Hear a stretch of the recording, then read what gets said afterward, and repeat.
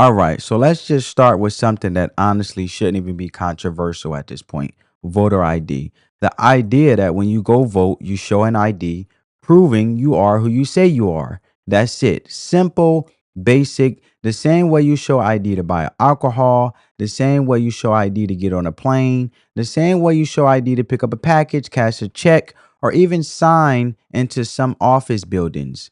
Nobody argues with those rules because it's common sense. If something matters, you verify who the person is.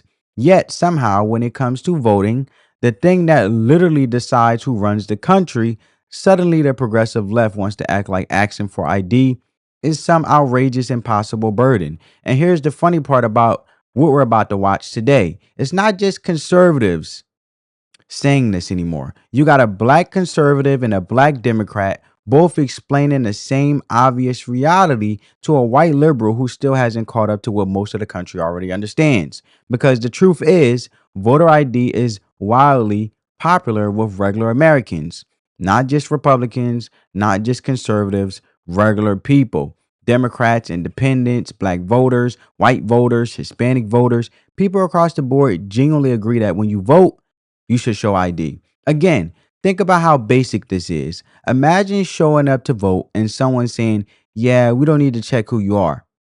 That would be like going to the airport and TSA saying, "Nah, you're good, just walk on the plane." Nobody would accept that. So the argument against voter ID has always been one of those things that feels completely disconnected from how normal people actually live their lives. And that's why moments like this are so interesting, because when even people inside the Democratic Party are saying, "Yeah, this argument doesn't really make sense," it kind of exposes how out of touch some of these progressive activists have become. They're still pushing a narrative that a lot of the country, including many of their own voters, simply doesn't buy anymore. And today, you're going to see that play out in real time, where the pushback isn't coming from the usual places. It's coming from the voices that the progressive left normally assumes are automatically on their side. So let's go ahead and get into this clip, because the conversation that happens here says a lot more than people realize. And before we jump into it real quick, if you appreciate commentary that actually breaks this stuff down in plain English without all the political spin, make sure you like the video, share it with somebody who needs to see it, drop your thoughts in the comments, and subscribe so we can keep pushing this content out and beat the algorithm. Now let's get into it, family. Tammy, you brought up something that was very important to you, okay? And I'll be curious how this plays to the rest of everyone in the room. You are interested in the SAVE Act, and President Trump talked about the idea that voting should be for Americans. Watch. Very simple. All voters must show voter ID. All voters must show proof of citizenship in order to vote. No more crooked mail-in ballots except for illness, disability, military, or travel. None. And this should be an easy one. And by the way, it's polling at 89%, including Democrats. 89%. Oh, that's interesting. It's polling at 89% among Democrats, said the president. How about this? Let's do an informal poll.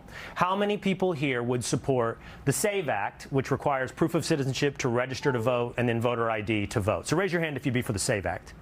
Okay. Just Brett would be opposed. Well, I'm opposed. Oh, I'm sorry. Yeah. I don't want your friends to see that. I'm sorry. Chris did not have his hand up. Everybody who's friends with Chris, he's with Brett. Brett?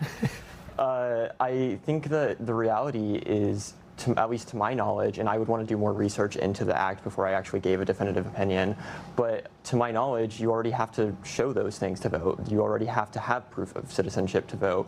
And the reality is, I think that claims about people not having voter ID and people voting illegally are overblown and not statistically true. But if it happens at all, is it a problem? If it happens at all, yes, but is it a problem if, say, out of a nation of 300 million people, 3,000 people vote that don't have citizenship? Maybe if it swings an election, but the reality is I just don't think that that's true substantially. But I mean, murder's not that common either, and you'd be opposed to murder. Sure, but we're not So a talking crime about is the a same crime thing. regardless of its prevalence. Go ahead, Audrey. In California, I was under the impression that the clerks aren't allowed to ask for ID. Yeah, Brett, you do live in Texas, and that is a requirement in some states and not in others. To your point, Ajwa, not every state requires you to prove who you are before you vote. Exactly. Why is it an easy one, Tammy? Can we not all agree that only American citizens should vote in this country? That is the privilege that we get as a citizen of this country. And just prove that you're a citizen. That's simple. Go ahead, Brett. I think the thing is, though, that substantially we all agree on that point. I just think that the reality is that an act like the SAVE Act is very likely more aimed at voter suppression and at keeping key demographics that the Republican Party does not want voting to not show out and vote. I think very often minority demographics. That's not true. No. So this is the thing where the suggestion is it's going to keep the black vote down. I've got two black panelists here. Ajwa? That's not true. To get it. I mean, to say that it would negatively affect a minority group because they're somehow not educated enough to get these documents is completely outrageous. Annie? In my opinion, this should not be a controversial issue. We should have consistency for all American citizens, and especially for young voters. It's important to educate them from the time when they're young on these issues so that they know how to vote when they're older. There's this idea called the Founders Principle, which talks about the first person and a child hears an idea from is that person that they're going to come back to when they have follow-up questions or want to discuss this further. It is important that a parent or a pastor is that person for a child and not some woke teacher or professor, so that when a child, it's time to vote, they have learned these conservative ideas and things from their parents, or most importantly, things about Jesus and politics. All of that should be done from a parent's perspective, not from... Jude, you have been with us throughout this conversation. You are a self-described Democrat. I'm not sure that makes you necessarily sign up for a Cracker Jack box list of issues that you sign up for. And you raised your hand when you said, yeah, I think I would support the SAVE Act. Yes, based on exactly how you described the SAVE Act. I haven't read it cover to cover, but based on the rules, the guidelines around exactly what you said, have a valid ID, have proof of citizenship, I would support the SAVE Act. Can I just do this really quickly? We're almost out of time, but okay, we've had some conversations on and off camera. We had a fun conversation, I think, about vote down. I've got two black panelists here. Ajwa? That's not true. Do you have ID and proof of citizenship? Yeah, and if I need a copy of my birth certificate, it's just a matter of going online or going up to the department and asking for it and showing my information to get it. I mean, to say that it would negatively affect a minority group because they're somehow not educated enough to get these documents is completely outrageous. Annie? Yeah. She has a point. She has a point, family. And I want to show you guys this last part. The way I viewed it last night watching it is that they gave a middle finger to the oath of office that they took. In fact, their new oath of office is oppose Trump. On anything, on any situation, the one thing that they seem to want to come together on is to oppose Trump. Trump could find a cure for cancer and they would find a reason to disagree with it. Yeah. And I don't know if that is just their strategy to get them through the midterm or whatever, but I think that if it's just about opposing Trump, I don't think that the people that elected them sent them there to do that. Number one, it is about the American people. Boom. All right. She hit it right on the nail. So, all right, now look at this whole segment for a second, right? Because I know I showed like 3 clips. And really think about what's happening here, because it perfectly sums up the problem with the modern left. You got a whole panel sitting there, Democrats and Republicans, and on this issue, they're basically all agreeing on the same basic thing. Voter ID and the SAVE Act makes sense. That's it. It's not some extreme position. It's not some radical idea. It's basic common sense. But then you got the one group that just refuses to accept it, the white progressive liberals. And they're still pushing this same tired argument that voter ID is somehow voter suppression. You heard what Brett said over here. You heard what Brett said over here in the first clip, so to say. Brett over here with the suit on, as you guys can see right here. So Brett, right? He is a part of the progressive liberals who believe that is somehow voter suppression. And that's the phrase they always run on.